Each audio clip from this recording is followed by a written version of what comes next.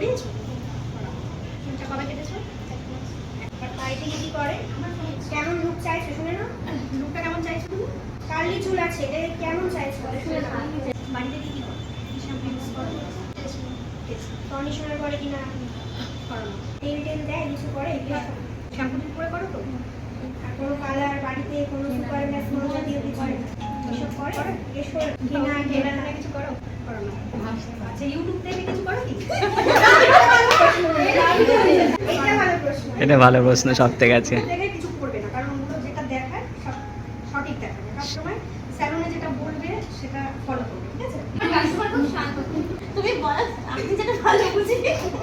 উনি যখন বলছে যেটা ভালো বুঝো চুল কেটে ছোট করে দাও প্রথমে। তবে যে হেয়ার ফলের সমস্যা আছে কিনা, চুল পড়ে নাকি পড়ে না, সমস্যা আছে? আছে, অল্প ড্যান্ড্রফ আছে কি?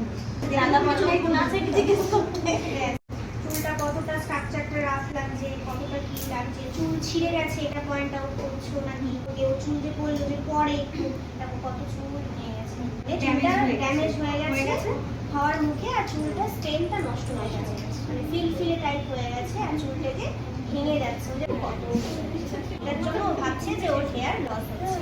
তাহলে এখন স্ট্রেটনিং করতে এসছে তোমার কাছে, তাই তো? হ্যাঁ। তাহলে এবার তুমি কি করা হচ্ছে? এবার আমি প্রথমে স্ট্রেটনিং করবো। প্রথম চুলটাকে ভালো করে ওয়াশ করে নেবো শ্যাম্পু দিয়ে, করার পরে চুলটা ভালো করে 90% কাভার ড্রাই করে নেবো, তারপরে নর্মাল ড্রাই করবো। হ্যাঁ, ডাইটা কি পুরো না চুল ভেজে থাকবে? নর্মাল ড্রাইটা যখন করবো 100%ই করবো। বেশ, তারপর এবার কি করতে হবে? করার পরে ওকে ওর চুলে এক্সট্রা রেজিস্ট্যান্স ক্রিমটা অ্যাপ্লাই করতে হবে। যদি লরিয়েলটা কাজ করো। হ্যাঁ, লরিয়েল দিয়েই করবো। লরিয়েল দিয়েই করবে? হ্যাঁ। এক্সট্রা লাগবে? দেখে নাও, ভালো করে দেখে নাও, এর জন্য দেখতে বলা হচ্ছে।